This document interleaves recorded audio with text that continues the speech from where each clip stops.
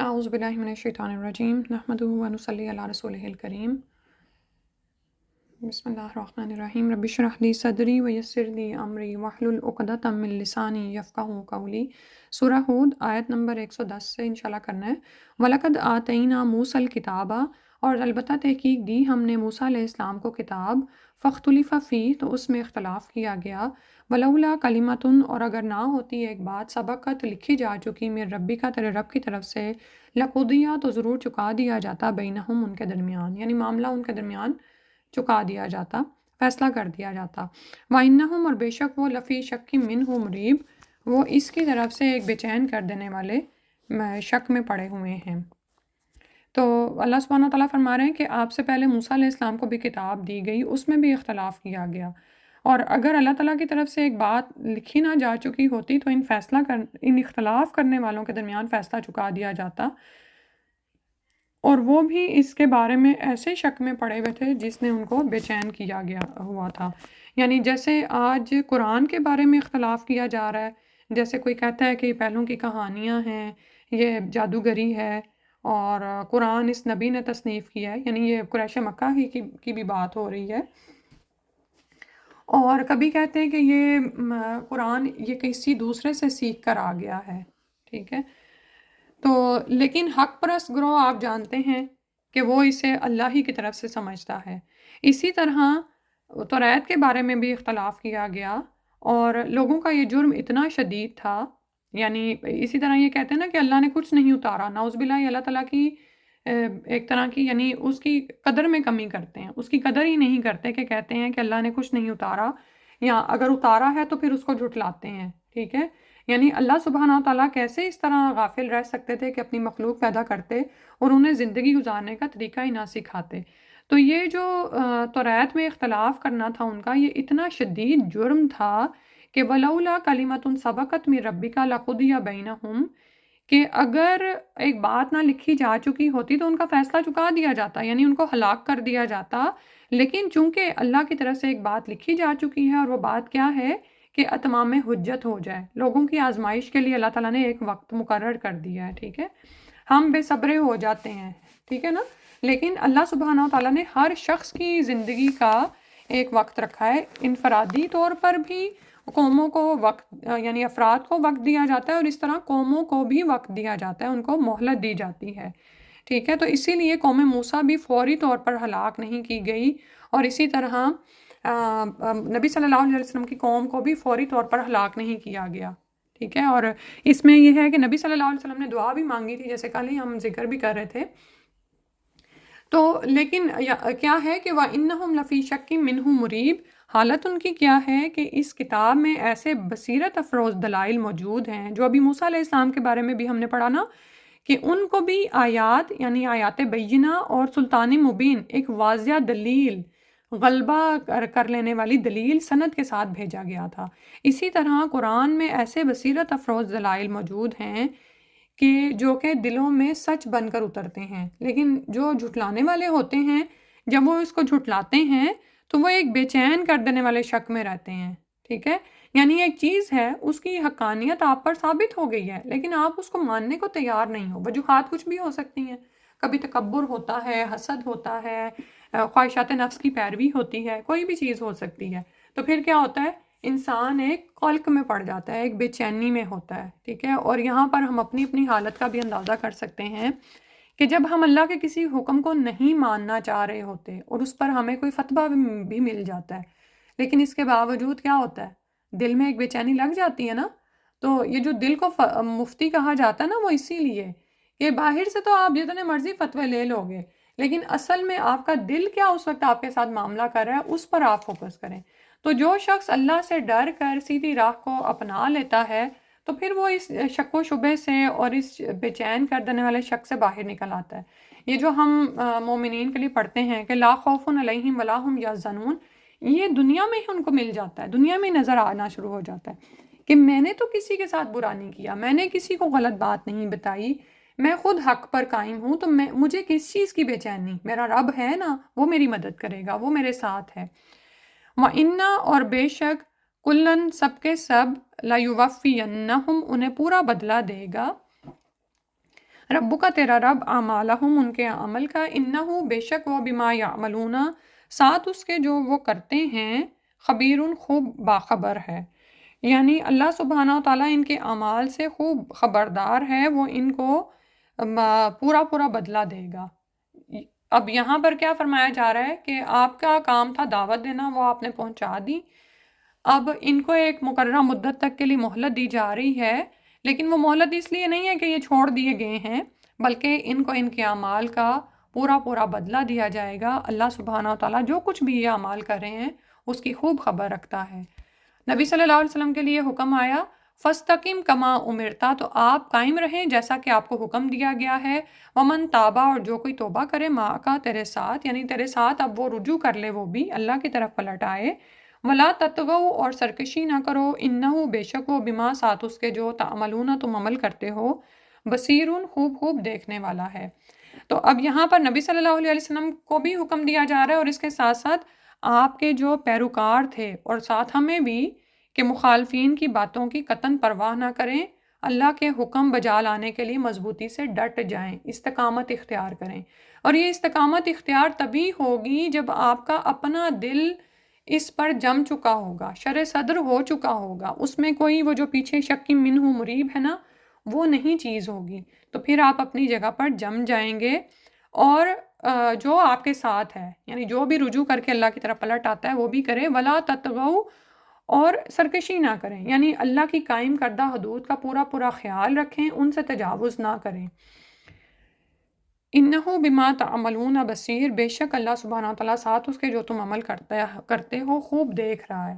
یعنی ہم مومنین کیا کریں، اور یہ تب ہوگا جب ہم اس بات پر ایمان رکھتے ہوں گے کہ اللہ سبحانہ و تعالیٰ البصیر ہے، وہ ہماری بھی تمام حرکات کو جانتا ہے، اور مخالفین کے بارے میں بھی، اور ان کی بھی خوب خبر رکھتا ہے، ٹھیک ہے؟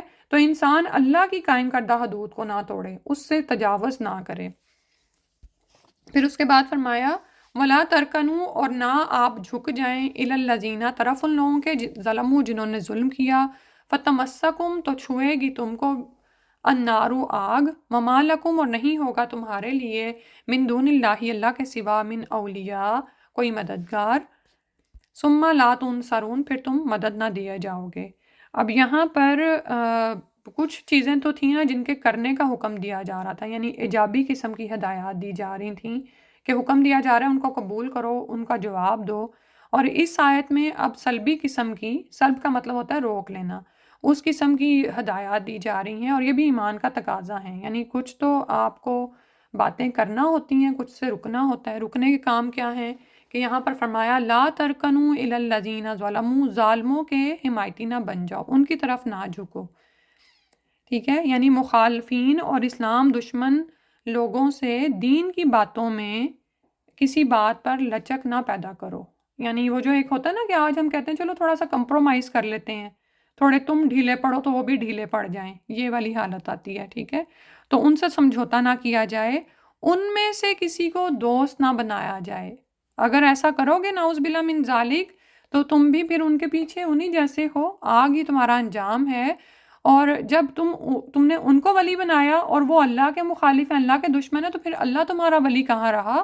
تو اللہ سے بچانے والا تمہارا کوئی دوست نہیں ہوگا، کیونکہ اللہ کی پکڑ تو سخت ہے، اسی کی پورا اختیار ہے، اسی کی پوری قدرت ہے، اور تم نے اللہ جیسے ولی کو چھوڑ کر دوسروں کو ولی بنایا، تو اب اللہ کے مقابل تمہیں کون بچائے؟ اور پھر تم نہ ہی مدد دیے جاؤ گے، یعنی کوئی طاقت تمہاری مدد بھی نہیں کر سکے گی۔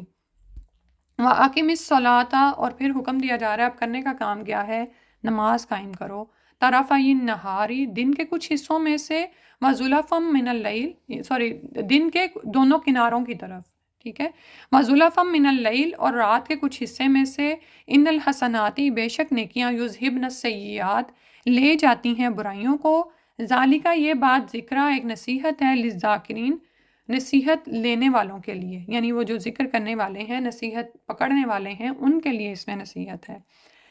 تو یہاں پر تقریباً تمام نمازوں کا ذکر آ گیا ہے، کیونکہ دن کے اطراف سے مراد صبح اور مغرب کی نماز ہے، اور کچھ رات گئے سے عشاء کی نماز ہے، تو 3 نمازیں تو یہیں پر ثابت ہوئیں، اور کچھ نے اس میں ساری ہی نمازیں ڈال دی ہیں، دن کی بھی اور رات کی بھی۔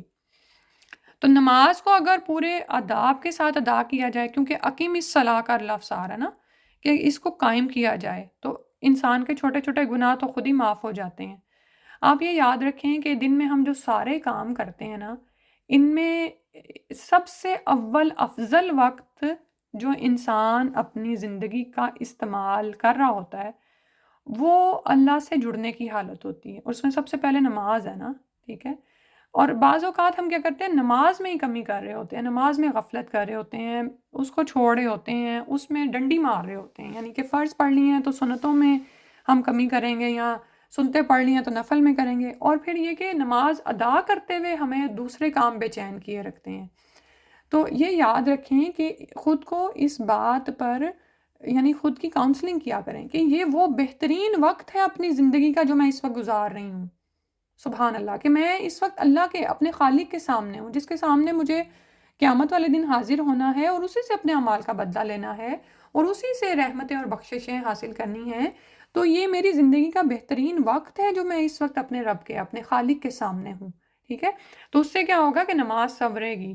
تو نماز کو جب قائم کیا جائے گا نا، دن کے کناروں اور رات کے کچھ حصے میں سے، تو پھر کیا ہوگا، چھوٹے چھوٹے گناہ از خود معاف ہو جاتے ہیں۔ وہ گناہ جو ہمیں بے چین کیے رکھتے ہیں، ہم کسی کو بتاتے ہیں، اس سے پوچھتے ہیں، اس سے کرتے ہیں، تو وہ کیا ہیں، وہ معاف ہوتے جاتے ہیں، جیسا کہ حدیث سے واضح ہوتا ہے۔ سیدنا ابن مسعود رضی اللہ عنہ کہتے ہیں کہ کسی شخص نے ایک انصاری عورت کا بوسہ لے لیا، پھر آپ صلی اللہ علیہ وسلم کے پاس آ کر اپنا گناہ بیان کیا، اس وقت یہ آیت نازل ہوئی۔ یہ آیت سننے کے بعد اس شخص نے آپ صلی اللہ علیہ وسلم سے پوچھا، کیا یہ امر یعنی نماز سے صغیرہ گناہوں کا معاف ہو جانا خاص میرے لیے ہے؟ آپ صلی اللہ علیہ وسلم نے فرمایا، نہیں، بلکہ میری امت میں سے جو بھی ایسا کرے۔ یہ بخاری کتاب و تفسیر کی حدیث ہے۔ تو نماز کیا کرتی ہے، آپ کے صغیرہ گناہوں کو معاف کر دیتی ہے۔ کتنی تسلی ہے نا اس میں۔ اور پھر یہ ہے کہ ان الحسنات یذہبن السیئات، یہ جو نیکیاں کرنا ہوتا ہے نا، یہ برائیوں کو لے جاتا ہے، ٹھیک ہے۔ اور یعنی یہ نیکیاں جو ان سی ہیں اس کے لیے برائیوں سے یعنی کفارہ بن جاتی ہیں، ایک طرح کا یہ بھی کہہ سکتے ہیں آپ، کہ وہ پھر اس سے ختم ہو جاتی ہیں۔ سیدہ حذیفہ رضی اللہ عنہ کہتے ہیں کہ آپ صلی اللہ علیہ وسلم نے فرمایا، آدمی کی آزمائش اس کی بیوی، اس کے مال، اس کی اولاد اور اس کے پڑوسی میں ہوتی ہے، اور نماز، روزہ، صدقہ، امر بالمعروف اور نہی عن المنکر ان کا کفارہ بن جاتے ہیں۔ آپ یہ دیکھیں کہ بعض اوقات ہم گناہوں سے بچ رہے ہوتے ہیں، اور بعض اوقات ہم اچھے کام کرتے ہوئے بھی اس میں کچھ نہ کچھ غلط کر بیٹھتے ہیں۔ ہوتا ہے نا ایسے، ہماری کم علمی کی وجہ سے، یا ہم کسی ایک بات پہ جمے ہوئے ہوتے ہیں، اس کی وجہ سے ایک اچھا کام کرنے میں بھی ہم بہت ساری غلطیاں کر بیٹھتے ہیں۔ تو اب یہ کیا ہے کہ ایسی چیزیں جو ان سی ہیں وہ کس سے دور ہو جاتی ہیں، جب ہم نیکیاں کرتے ہیں۔ اور یاد رکھیں کہ ایک نیکی دوسری نیکی کا دروازہ کھولتی ہے، تو نیکیوں کو پکڑ لیا کریں، نیکیوں کے موقع کو گوایا نہ کریں۔ جب آپ ایک نیکی کر لیں تو پھر اس کے بعد اگلی نیکی، اور یہ چیزیں کیا کریں گی، یہ برائیوں کو آپ سے دور ہٹا دیں گی، ٹھیک ہے۔ اور اسی طرح جیسے سیدنا ابو ہریرہ رضی اللہ عنہ کہتے ہیں کہ آپ صلی اللہ علیہ وسلم نے فرمایا، 5 نمازیں ایک جمعے سے دوسرے جمعے تک اور ایک رمضان سے دوسرے رمضان تک کے گناہوں کا کفارہ بن جاتے ہیں، جبکہ وہ بڑے گناہوں سے اجتناب کرتا رہے، ٹھیک ہے۔ 5 نمازیں ہو گئیں، ایک جمعہ سے دوسرا جمعہ اور رمضان سے دوسرا رمضان۔ اب آگے جیسے رمضان آ رہا ہے، انشاءاللہ اس کے لیے ہم تیاری کر لیں کہ راتوں کو جاگیں اور دن کو حالت صیام میں ہوں۔ اسی طرح سیدنا ابو ہریرہ رضی اللہ عنہ کہتے ہیں، یہ حدیث آپ نے کافی دفعہ سنی ہوگی، کہ آپ صلی اللہ علیہ وسلم نے فرمایا، بھلا بتاؤ، اگر تم میں سے کسی کے دروازے پر نہر بہتی ہو اور وہ اس میں روزانہ 5 بار نہا لیا کرے، تو کیا اس کے جسم پر کچھ میل کچیل باقی رہ جائے گا؟ لوگوں نے جواب دیا، نہیں، ذرا بھی نہیں رہے گا۔ آپ صلی اللہ علیہ وسلم نے فرمایا، یہی 5 نمازوں کی مثال ہے، اللہ ان کے ذریعے گناہ مٹا دیتا ہے۔ بخاری کتاب مواقیت الصلاح کی حدیث ہے، جو کہ باب فضل الصلاح لوقتہا کے بارے میں آئی ہے، ٹھیک ہے۔ تو نمازوں کو قائم کرنا یہ انسان کو کیا کچھ عطا کرتا ہے۔ اور یہ جو فرمایا نا کہ نیکیاں کرنے سے برائیاں دور ہو جاتی ہیں، تو اس کا ایک تو میں نے آپ کو صورت یہی بتا دی ہے کہ انسان بکثرت نیکیاں کرتا ہے تو اس کے گناہ معاف ہو جاتے ہیں، اور دوسری صورت یہ ہوتی ہے نا کہ جب آپ نیکیاں کرتے ہیں تو برائیاں آپ سے چھوٹتی چلی جاتی ہیں۔ اور تیسری ایک صورت یہ بھی ہے کہ جس معاشرے میں بکثرت نیکی کے کام ہو رہے ہوتے ہیں نا، برائیاں از خود وہاں سے رخصت ہونا شروع ہو جاتی ہیں، کیونکہ یہ دونوں ایک دوسرے کی اپوزٹ ہیں، ایک آئے تو دوسری وہاں پر رہ نہیں سکتی ہے، ٹھیک ہے۔ تو اسی لیے وہ جب ہم بچوں کی تربیت کے بارے میں بھی یہ کلیہ پڑھتے ہیں نا، کہ جب آپ بچوں کی تربیت کر رہے ہوتے ہیں نا، جب تزکیہ کا پروسیس چل رہا ہوتا ہے، تو وہ جو ٹائم برے عادات میں برے اعمال میں صرف کر رہے ہوتے ہیں نا، اس کی جگہ پر آپ ان کو اچھے اعمال پیش کریں، تاکہ ان کا ٹائم پھر اس کے بعد اسی میں نہ رہ جائے. یعنی وہ آپ برے اعمال تو چھوڑ دیں، لیکن اس کے بعد اپنی انرجی کو کہاں پہ کل کریں، تو ان کو بتایا جائے. ٹھیک ہے، تو جہاں پر ایک چیز آتی ہے پھر دوسری خود ہی چلی جاتی ہے. ذالک ذکر للذاکرین، یہ تو ایک نصیحت ہے، نصیحت ماننے والوں کے لیے. تو یہ جو بھی بتایا گیا ہے، یہ دراصل اس سے کون فائدہ حاصل کرے گا؟ جو کہ نصیحت کو مانے. ٹھیک ہے، اور آپ یہ دیکھیں کہ یہ جو ساری باتیں ہمارے لیے بتائی گئی ہیں، یہ کیا کرتی ہیں؟ ہماری انفرادی اور اجتماعی قوتوں میں اضافہ کرتی ہیں. جب ہم دین پر استقامت اختیار کرتے ہیں، اس پر قائم ہو جاتے ہیں، تو یہ جو ہم پر اداسی اور عجیب پسماندگی چھائی رہتی ہے نا، ان تمام چیزوں کا خاتمہ ہو جاتا ہے. ٹھیک ہے، جیسے ابھی کہا ہے نا کہ ایک چیز آتی ہے تو دوسری چلی جاتی ہے، تو وہ جو ہمارے اندر سستی وغیرہ آئی ہوتی ہے نا، وہ سب جانا شروع ہو جاتی ہے. پھر اس کے بعد فرمایا وَاصْبِرْ، اور صبر کیجئے، فَإِنَّ اللَّهَ، پس بے شک اللہ، لا یضیع، نہیں ضائع کرتا، اجر المحسنین، نیکی کرنے والوں کا اجر اللہ سبحانہ و تعالیٰ ضائع نہیں کرتے. ٹھیک ہے، تو اس میں فائدے کس چیز کے بتائے گئے ہیں؟ صبر کے. اور پیچھے جو بھی نیکیاں گنوائی گئی ہیں، اللہ تعالیٰ نے فرمایا کہ اللہ تعالیٰ احسان کرنے والوں کا، محسنین کا، نیکی کرنے والوں کا اجر کبھی ضائع نہیں کرتا. اور پہلے آیت میں نماز کا ذکر ہے اور یہاں پر صبر کی تلقین کی جا رہی ہے. صبر دراصل کیا ہوتا ہے کہ جو آپ کو حالات پسند نہیں آ رہے، اس پر آپ اپنے آپ کو تھام لیں، برداشت کر جائیں. ٹھیک ہے، جو بھی ناپسندیدہ حالات آپ کو پیش آ رہے ہیں.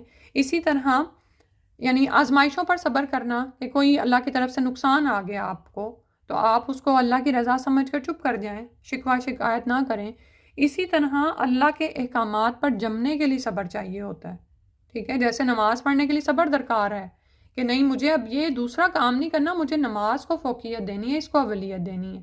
اسی طرح آپ گرمی سردی میں ہر طرح کے موسم میں وضو کرنا، وہ بھی صبر ہے نا، اور باقاعدہ پوری طرح سے کرنا. اور روزہ تو ہے ہی صبر، حج میں بھی صبر ہے اتنی ہی معاملات پہ. تو یہ تمام کیا ہے کہ یہ دونوں چیزیں یہاں پر بتائی گئیں اور صبر کی تلقین کی جا رہی ہے.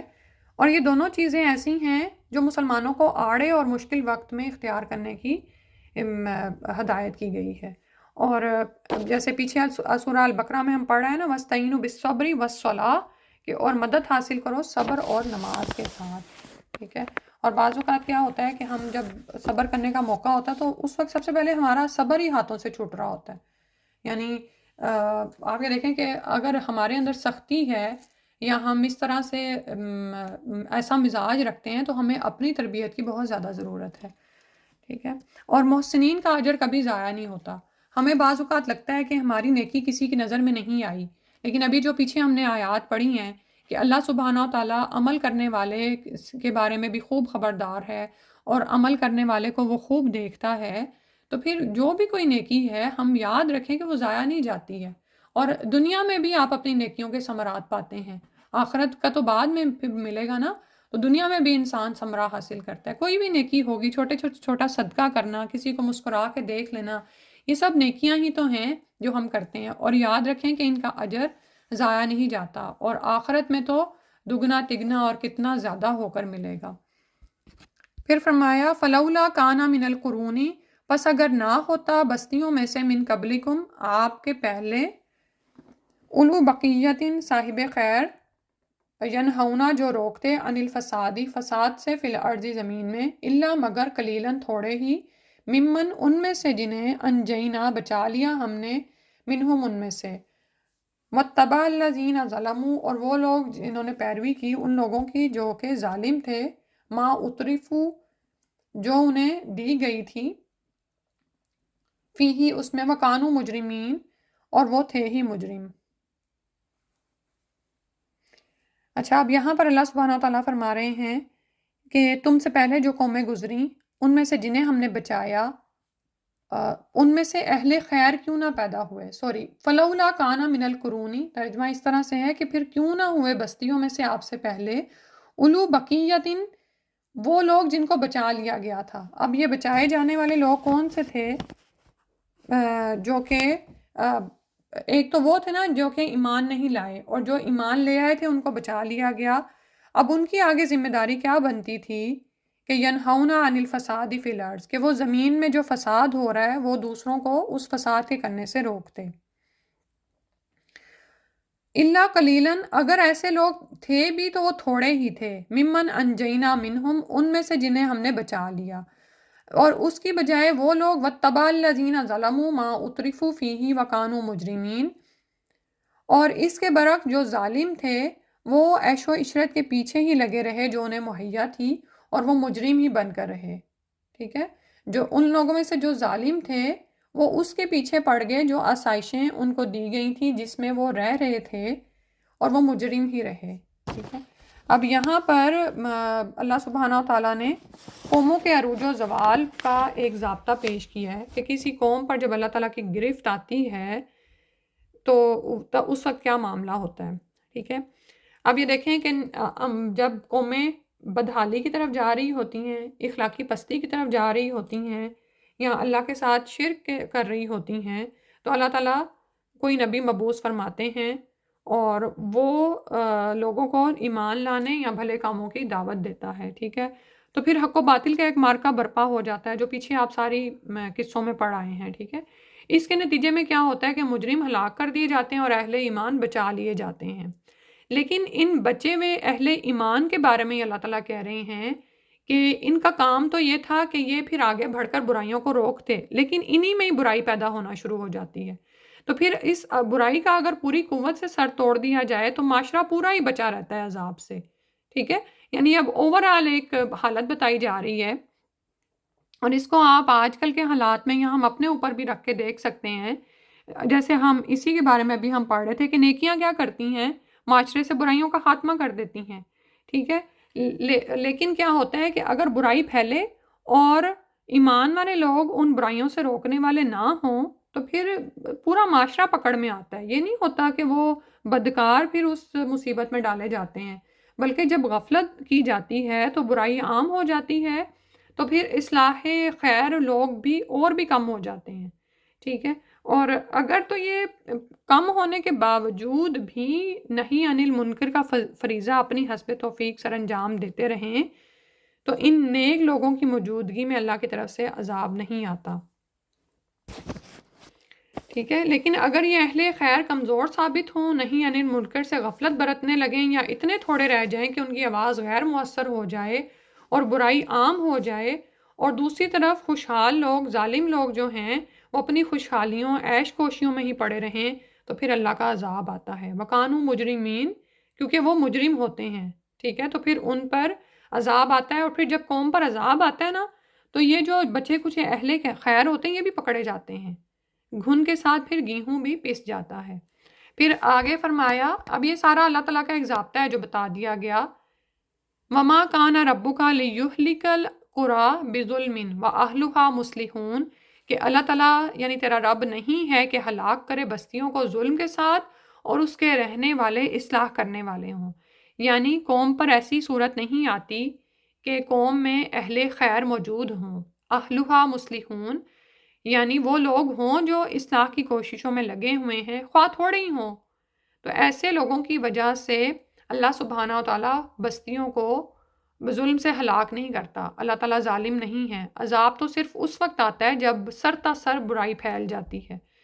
اللہ تعالیٰ کو خواہ مخواہ میں لوگوں کو عذاب دینے کا شوق نہیں ہے۔ ٹھیک ہے، تو یہاں پر ہم یہ یاد رکھیں کہ بعض اوقات شیطان ہمیں کس گمراہی میں ڈالتا ہے کہ تمہاری تھوڑی سی اصلاح کرنے سے کیا فرق پڑ رہا ہے، اتنے بری طرح سے باطل پھیل گیا ہے، اتنا ظلم ہو رہا ہے زمین پر، اللہ وطنی ہے کہ نہیں، تو تم کن کاموں میں پڑی ہوئی ہو۔ ٹھیک ہے، ایسی باتیں، ایسے شکوک و شبہات آتے ہیں دل میں، اور ہم کیا کرتے ہیں، وہ جو تھوڑا بہت کام ہم کر رہے ہوتے ہیں وہ بھی چھوڑ کے ہم بھی تبصروں میں پڑ جاتے ہیں، ہم بھی اپنا وقت ضائع کرتے ہیں۔ ٹھیک ہے، تو یاد رکھیں کہ ہم سے تو اتنی ہی پوچھ ہے جتنی ہماری استطاعت ہے، اور وہ ہم نے کرتے رہنا ہے۔ اگر چڑیا جتنا بھی کوئی کام کر رہا ہے معاشرے میں کوئی، اور اللہ کو وہ نظر، اللہ کی تو نظر میں ہے اور اللہ کو وہ پسند ہے، تو ہو سکتا ہے اسی کی وجہ سے عذاب نہ آ رہا ہو پوری قوم پر، اللہ تعالیٰ مہلت دے رہے ہوں، اور ہو سکتا ہے کہ باقی بدکار بھی راہ پر پلٹ آئیں. ٹھیک ہے. تو ایک سبق جو میں نے بھی سیکھا آپ سب کے لیے بھی، کہ جب معاشرے پر کوئی بڑی مصیبت آتی ہے نا، تو اس میں ہم فیصلہ نہیں کر پاتے کہ ہم نے کیا کرنا ہے. ٹھیک ہے. اور ہم جو تھوڑا بہت کام ہم پہلے سے اصلاح کا کر رہے ہوتے ہیں نا، تو جب کوئی بڑی بلا کوئی مصیبت آتی ہے نا، تو ہم بھی چھوڑ کے کیا کرتے ہیں، اس میں پڑ جاتے ہیں کہ کیوں، کیسے، کس طرح ہوا ہوتا ہے نا یہ. اور بہت سارے پھر تبصرے اس کی سنیں، اس کی سنیں، کیا کریں. اور جو اپنی نمازوں میں تھوڑا بہت خشوع قائم کیا ہوتا ہے اس سے بھی جاتے ہیں. اور جو ایک آدھا کام ہم دین کی خدمت کا کر رہے ہوتے ہیں، دو کو ایک آدھے کو دعوت دے رہے ہوتے ہیں، پڑھا رہے ہوتے ہیں، وہ بھی ہم چھوڑ دیتے ہیں کہ ہم تو پتہ نہیں اب بڑی مصیبت میں آ گئے ہیں، تو اب پتہ نہیں شاید دنیا ختم ہی ہونے والی ہے، تو چلو کام لپیٹ دو. ٹھیک ہے. نہیں، بلکہ تھوڑا سا بھی کام جو آپ کر رہے ہیں نا، اس کو بلکہ اور اس پہ قائم ہو جائیں اور ثابت قدم ہو جائیں. اللہ تو دیکھ رہا ہے نا.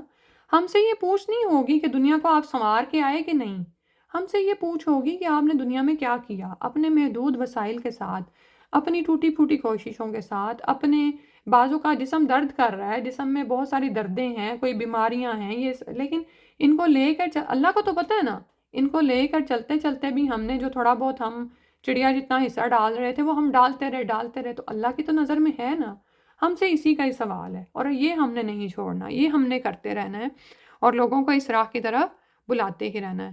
پھر اللہ تعالیٰ نے فرمایا وَلَوْ شَاءَ، اور اگر چاہتا ربک کا تیرا رب، لَجَعَلَ النَّاسَ، ضرور کر دیتا لوگوں کو، امتوں واحدہ، ایک ہی امت بنا دیتا، یعنی سب دین پر قائم ہوتے، دین توحید پر. وَلَا يَزَالُونَ مُخْتَلِفِينَ، لیکن وہ رہیں گے ہمیشہ ہی اختلاف کرتے.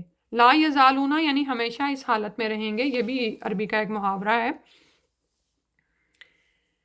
تو اللہ تعالیٰ پھر یہاں پر بتا رہے ہیں کہ اللہ سبحانہ و تعالیٰ کا ایک کلیہ ہے، ایک قاعدہ ہے کہ اللہ تعالیٰ نے انسان کو دنیا میں امتحان کے لیے بھیجا ہے.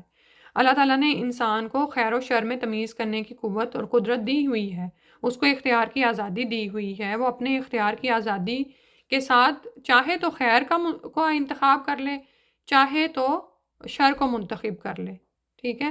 اور آپ یہ دیکھیں کہ یہ تو ہوگا کہ جب آپ کو اختیار دے دیا گیا ہے تو آپ میں اختلاف بھی ہوگا، کوئی خیر کی راہ پر قائم ہو جائے گا اور کوئی شر کی راہ پر قائم ہو جائے گا.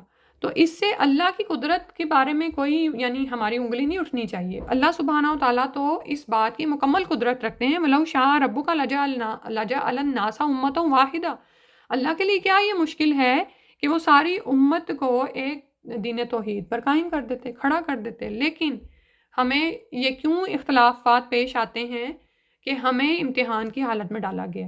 اللہ تعالیٰ نے اختیار انسانوں کو دیا ہوا ہے. ٹھیک ہے. جب تک یہ آزادی موجود ہے لوگ اختلاف کرتے رہیں گے، اور اگر لوگوں سے یہ اختلاف چھین ہی لیا جائے، وَلَوْ شَاءَ رَبُّكَ لَجَعَلَ النَّاسَ أُمَّةً وَاحِدَةً، لوگوں کو امت واحدہ کر دیا جائے، تو پھر کیا ہوگا؟ پھر تو امتحان کا مقصد ہی فوت ہو جائے گا نا. انسان کو پیدا کیوں کیا گیا ہے؟ وَمَا خَلَقْتُ الْجِنَّ وَالْإِنسَ إِلَّا لِيَعْبُدُونَ، کہ وہ میری عبادت کریں، اپنے اختیار کی آزادی کے ساتھ میری عبادت کریں. ادروائز تو تھے نا فرشتے، عبادت کر رہے تھے. جن کے پاس اختیار کی آزادی نہیں ہے، مخلوقات ساری ہیں، ساری اللہ کی حمد و ثنا اور عبادت میں لگی ہوئی ہیں. ٹھیک ہے. تو انسان کو خیر و شر کی راہیں سجھائی گئی ہیں، اور پھر ان خیر و شر کی راہوں کو مزید بینات دینے کے لیے انبیاء آئے، کتابیں نازل فرمائی گئیں. لیکن تھوڑے ہی لوگ تھے جنہوں نے اس آزادی کا صحیح انتخاب کیا. تو کیا ہوا کہ پھر مختلف ہو گئے نا لوگ. وَلَا يَزَالُونَ مُخْتَلِفِينَ، دونوں اختلاف میں پڑے، الگ الگ راہوں پر چلتے رہے، اور یہ چلتے ہی رہیں گے. إِلَّا مَن رَحِمَ رَبُّكَ، مگر وہ جس کو تیرا رب بچا لے. کس نے اختلاف نہیں کیا انبیاء کی دعوت کا؟ جس پر اللہ نے رحم کر دیا، جس نے اس آزادی کا صحیح انتخاب کیا، اپنے اختیار کو صحیح استعمال کیا اور خیر کی راہ پر قائم ہو گیا. وَلِذَالِكَ خَلَقَهُمْ، اسی لیے تو ان کو پیدا کیا گیا ہے، اسی کہ وہ اختلاف کرتے رہیں گے. یہ تو ہوتا ہی رہے گا، حق و باطل کا میدان برپا ہی رہے گا. وَتَمَّتْ كَلِمَةُ رَبِّكَ لَأَمْلَأَنَّ جَهَنَّمَ، اور پوری ہو گئی تیرے رب کی بات کہ میں ضرور بھر دوں گا جہنم کو، من الجنۃ والناس اجمعین، جنوں اور انسانوں سے. اور یہ اللہ تعالیٰ کا تقدیر کا فیصلہ لکھا ہوا ہے یہ اللہ کا علم ہے، اس سے بھی انسان شک میں نہ پڑے کہ جب لکھا جا چکا ہے کہ کس نے جنت میں جانا ہے اور کس نے جہنم میں جانا ہے تو میرا عمل کیا ہے؟ آپ کا عمل آپ کا اختیار ہے، آپ کو اختیار کی آزادی دی گئی ہے، آپ کو سب کچھ صلاحیتیں قوتیں فراہم کی گئی ہیں۔ یہ جو تقدیر ہے نا جس کے بارے میں ہم نعوذ باللہ شک میں پڑھتے ہیں، یہ تو دراصل اللہ کا علم ہے۔ اور کیا اللہ ہی علم نہ رکھے گا جس نے پیدا کیا مخلوقات کو کہ میری مخلوق کیا کرنے والی ہے اور میری مخلوق کا انجام کیا ہونے والا ہے؟ تو تیرے رب کی بات پوری ہو گئی کہ جنوں اور انسانوں سے میں جہنم کو بھر دوں گا، یعنی زیادہ تر لوگ غلط کار ہی ثابت ہوں گے جو گمراہی کی راہیں اختیار کر کے اپنے آپ کو جہنم کا اہل بنا لیں گے۔ استغفر اللہ۔ اور یہ جو اختیار کی آزادی ہے یہ جنوں کے ساتھ انسانوں کے ساتھ ساتھ جنوں کو بھی دی گئی ہے، اور جنوں کی بھی اکثریت گمراہ اور جہنم کی مستحق بنتی چلی جا رہی ہے۔ اور جب یہ اکثریت کا ذکر آتا ہے نا تو وہ آتا نا کہ یاجوج ماجوج میں سے ہی یعنی جب کہا گیا نا کہ ہر 1000 میں سے 999 جہنم کی خوراک بنیں گے تو ان میں سے زیادہ کون لوگ ہوں گے؟ یاجوج ماجوج کا ذکر آیا۔ پھر اس کے بعد فرمایا وَقُلًّا، اور سب کے سب نقصو ہم بیان کرتے ہیں علیک آپ پر من انباء رسول، رسولوں کی خبروں میں سے، ما نثبتو کہ جما دیں ہم بھی ساتھ اس کے فوادہ کا تیرے دل کو، یعنی یہ جو بات ہم خبریں آپ پر بیان کر رہے ہیں رسولوں کی، اس سے آپ کے دل کو تسلی دی جا رہی ہے۔ وَجَاءَكَ فِي هَٰذِهِ الْحَقُّ، اور آ گیا ہے آپ کے پاس اس میں حق، وَمَوْعِظَةٌ، اور نصیحت، وَذِكْرَىٰ لِلْمُؤْمِنِينَ، اور مومنوں کے لیے نصیحت آ گئی ہے۔ ٹھیک ہے، تو انبیاء کے حالات بار بار بیان کر کے اللہ سبحانہ وتعالیٰ 3 فائدے ہمیں عطا فرما رہے ہیں کہ جن مشکلات سے نبی صلی اللہ علیہ وسلم اور ان کے صحابہ کرام دوچار ہیں، ایسے ہی حالات سے تمام سابقہ انبیاء کرام کو واسطہ پڑا، اور اس کے انبیاء کے ساتھ ساتھ ایمان والوں کو بھی آزمایا گیا۔ ٹھیک ہے، تو لیکن آخر کیا ہوا کہ اللہ سبحانہ تعالیٰ نے مخالفین کا سر توڑ دیا، انبیاء اور مومنین کو بچا لیا اور ان کو کامیاب کیا۔ تو پھر ان واقعات سے دراصل ہمارے دلوں کو مضبوطی دی جاتی ہے۔ آپ یہ دیکھیں کہ جب ہم ابھی میں صبح ہی جب پڑھ رہی تھی بلال رضی اللہ عنہ کے بارے میں، خباب بن الارت کے بارے میں، الارت ہے کہ ارت ہے، اور سمیہ رضی اللہ عنہ کے بارے میں، عمار بن یاسر ہیں، ان کے والدین ہیں، تو آپ یہ دیکھیں کہ روزانہ بلال کا جو آقا تھا وہ روزانہ ان کو یہ تکالیف دیتا کہ گرم زمین پر لٹا دیتا، اوپر بھاری پتھر رکھتا، یا یہ کہ گلے میں رسی ڈال کر پھر ان کو گرم ریت پر کھینچتا۔ تو ذرا امیجن کریں کہ اوپر ایک بھاری گرم پتھر ہے اور نیچے صحرا کی تپتی ریت ہے، 50 ڈگری سینٹی گریڈ ہو جاتا ہے عرب کا درجہ حرارت، ہم جانتے ہیں نا۔ تو وہ منہ سے کچھ نہیں نکلتا لیکن احد احد، تو یہ امتحان ہم پر تو نہیں آیا۔ تو یہ کیوں بتائی جاتی ہیں یہ چیزیں، اور یہ کیوں پچھلے انبیاء کے واقعات نبی صلی اللہ علیہ وسلم اور صحابہ کو بتائے گئے؟ مَا نُثَبِّتُ بِهِ فُؤَادَكَ، کہ اس سے آپ کے دل مضبوط ہو جائیں، ہم جم جائیں اپنی جگہوں پر۔ ہم پر تو اتنے بڑے امتحان آئے بھی نہیں، جو چھوٹے چھوٹے امتحان آتے ہیں، کوئی نماز پڑھنی ہم پر بھاری ہو جاتی ہے، ہم کہتے ہیں چلو پھر قضا کر لیں گے، کسی کے ساتھ ملا کے پڑھ لیں گے، نعوذ باللہ من ذالک۔ اسی طرح کوئی ایک کلاس لینی ہم پر مشکل ہو جاتی، کوئی اور کام ہمیں شیطان سجھا دیتا ہے، تو ہمارے لیے فیصلہ کرنا مشکل ہو جاتا ہے کہ کلاس لیں کہ یہ کریں۔ اللہ یعنی ہمیں ابھی تک یہ نہیں پتا کہ ہم نے کیا کرنا ہے، کیا چیز ہمارے فائدے میں ہے۔ ٹھیک ہے، تو یہ ہمیں یعنی اپنے جو امتحان ہیں جو اس درجے کے بھی نہیں ہیں جیسے وہ آزمائے گئے، ان میں بھی ہم لوگ کتنی سستی کر جاتے ہیں۔ اللہ ہمارے حالوں پہ رحم کرے۔ وَجَاءَكَ فِي هَٰذِهِ الْحَقُّ وَمَوْعِظَةٌ وَذِكْرَىٰ لِلْمُؤْمِنِينَ، تو یہ پھر کس کے لیے ہے؟ حق، نصیحت اور یعنی یہ یاد دہانی للمؤمنین، ایمان لانے والوں کے لیے۔ ٹھیک ہے، تو ہمارا کرنے کا کام کیا ہے کہ وَقُلْ لِلَّذِينَ لَا يُؤْمِنُونَ، اور کہہ دیجئے ان لوگوں سے کہ جو ایمان نہیں لاتے، اعملوا، عمل کرو، علی مکاناتکم، اپنے جگہوں پر، جو تم کر رہے ہو کرتے رہو، اپنے عقیدوں کے مطابق تم اپنے اعمال پہ لگے رہو۔ انا عاملون، بے شک ہم بھی عمل کر رہے ہیں۔ نبی صلی اللہ علیہ وسلم اور صحابہ سے فرمایا جا رہا ہے تو ہمارے لیے بھی، ہم بھی اپنے کام پہ لگے رہیں۔ جو ہونا ہے وہ تو اللہ تعالیٰ کی ایک بہت بڑے پلان اور تقدیر کا حصہ ہے، کب حق غالب آئے گا، کب باطل جو ہے وہ سرنگوں ہوگا، لیکن ہمارا ایمان ہے کہ جیت تو آخر حق کی ہی ہے، اور جنت آخر للمومنین، مومنوں کے لیے ہی ہے۔ تو ہم کیا کریں؟ ہم اپنی دھن میں کام کرتے چلے جائیں، ٹھیک ہے؟ جو راہ ہم نے پکڑ لی ہے اس پر ہم ثابت قدمی کے ساتھ جمے رہیں، عزم و استقلال کے ساتھ وحی الہی کی پیروی کرتے رہیں، اور اپنے سرکش اور ہر درم مخالفوں سے بھی صاف کہہ دیں کہ تم اپنے طریقے پر کام کرتے رہو، ہم اپنے طریقے پر عمل پیرا ہیں۔ اللہ تعالیٰ ہمارے بھی اعمال کو دیکھ رہا ہے، وَانتَظِرُوا، اور انتظار کرو، اِنَّا مُنتَظِرُونَ، بے شک ہم بھی منتظر ہیں۔ یعنی اللہ سبحانہ تعالیٰ ہم سب کو دیکھ رہا ہے، جو انجام ہونا ہے ہم اس کے منتظر ہیں، اور تم بھی اس کا انتظار کرو کہ کیا صورتحال پیش آتی ہے۔ وَلِلَّهِ غَيْبُ السَّمَاوَاتِ وَالْأَرْضِ، اور اللہ ہی کے لیے ہیں آسمانوں اور زمین کے غیب، وَإِلَيْهِ، اور اسی کی طرف، يُرْجَعُ الْأَمْرُ كُلُّهُ، اسی کی طرف لوٹتے ہیں معاملات سارے کے سارے، فَاعْبُدْهُ، تو اس کی عبادت کرو، وَتَوَكَّلْ عَلَيْهِ، اور اسی پر توکل کرو، وَمَا رَبُّكَ بِغَافِلٍ عَمَّا تَعْمَلُونَ، اور نہیں ہے آپ کا رب غافل اس سے جو آپ عمل کرتے ہیں۔ تو اللہ ہی کے پاس آسمانوں اور زمین کا غیب ہے، تمام باتیں، تمام علم اس کے پاس ہے، اور اسی کی طرف تمام معاملات کا لٹائے جاتے ہیں، یعنی فیصلہ کرنے کا اختیار اللہ سبحانہ تعالیٰ ہی کے پاس ہے، تو اسی کے قبضہ قدرت میں ہے سب کچھ۔ تو پھر کیا کرنا چاہیے انسان کو؟ فَاعْبُدْهُ، اسی کی عبادت کرو، اپنے خالق کی عبادت کرو، وَتَوَكَّلْ عَلَيْهِ، اور اسی پر توکل کرو، یعنی لوگوں سے نہ ڈرو، اور اللہ سبحانہ تعالیٰ سے ڈرو، اور اس پر بھروسہ رکھو کہ وہ ضرور حق کی مدد فرمائے گا، اور پھر اس بات پر بھی توکل کہ وَمَا رَبُّكَ بِغَافِلٍ عَمَّا تَعْمَلُونَ، کہ اس بات کا یقین ہو، اعتماد ہو، بھروسہ ہو کہ تمہارا رب جو تم عمل کر رہے ہو اس سے غافل نہیں ہے، ہر ایک کو اس کے اعمال کے مطابق جزا سزا دینے کی مکمل قدرت رکھتا ہے۔ الحمدللہ سورہ ہود مکمل ہو گئی، جو آیتیں رہ گئی ہیں ان کی تلاوت سن لیتے ہیں۔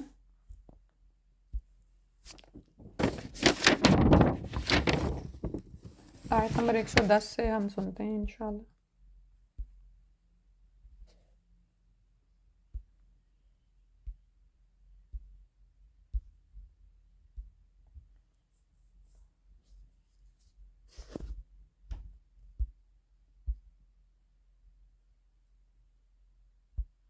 بسم اللہ الرحمن الرحیم۔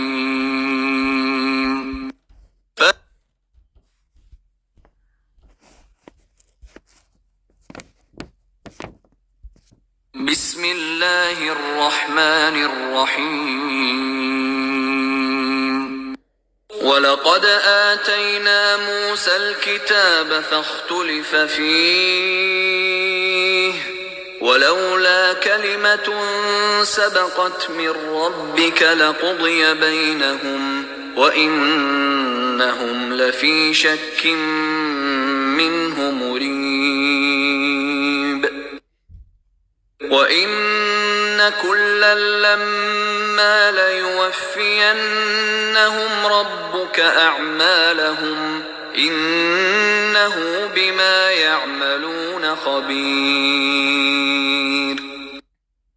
فَاسْتَقِمْ كَمَا أُمِرْتَ وَمَن تَابَ مَعَكَ وَلَا تَطْغَوْا إِنَّهُ بِمَا تَعْمَلُونَ بَصِيرٌ۔ وَلَا تَرْكَنُوا إِلَى الَّذِينَ ظَلَمُوا فَتَمَسَّكُمُ النَّارُ وَمَا لَكُم مِّن دُونِ اللَّهِ مِنْ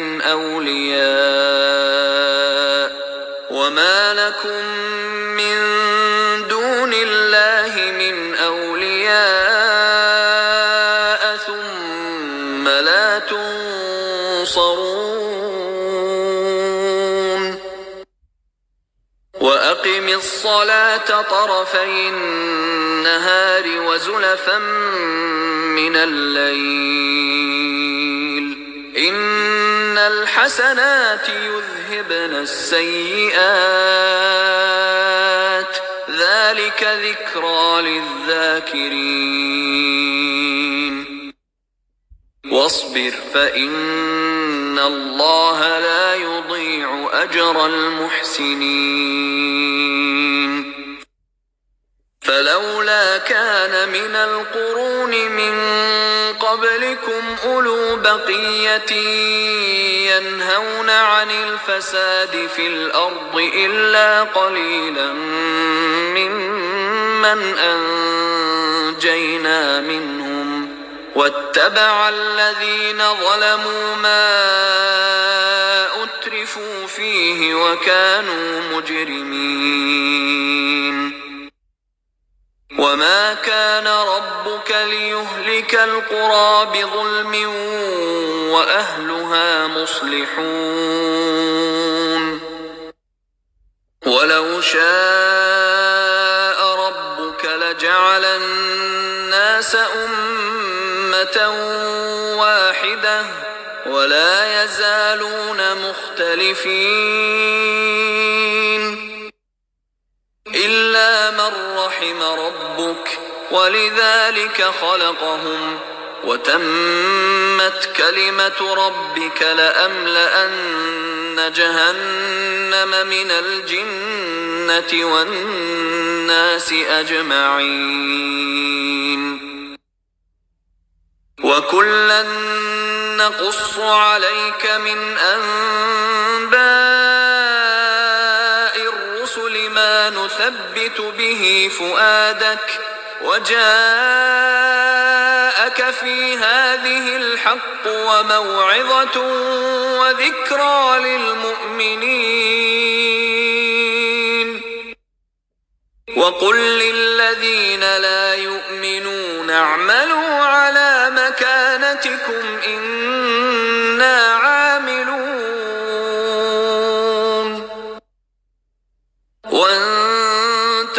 وانتظروا إنا منتظرون ولله غيب السماوات والأرض وإليه يرجع الأمر كله فاعبده وتوكل عليه وما ربك بغافل عما تعملون. سبحانك اللهم وبحمدك نشهد أن لا إله إلا أنت نستغفرك ونتوب إليك. السلام علیکم ورحمۃ اللہ.